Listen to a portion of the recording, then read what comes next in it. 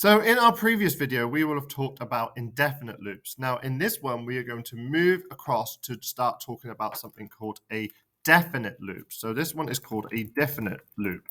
Now in the program above, you can see that we went up while a condition was true. So the condition that was true is that the number had to be less than or equal to 10. So while that number was less than or equal to 10, we were increasing the number. Then when the number became 11, it stops that loop.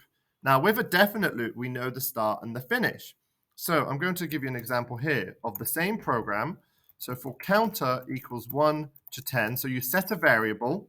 So I've used counter this time, and I could have used my var if I wanted.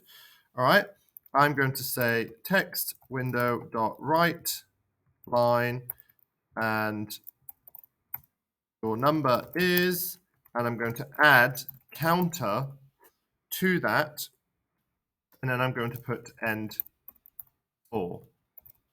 Now you'll see it gives you the same output. So if I run this, 1, 2, 3, 4, 5, 6, 7, 8, 9, 10. So you set your start number and your finish number, and that will iterate and go through.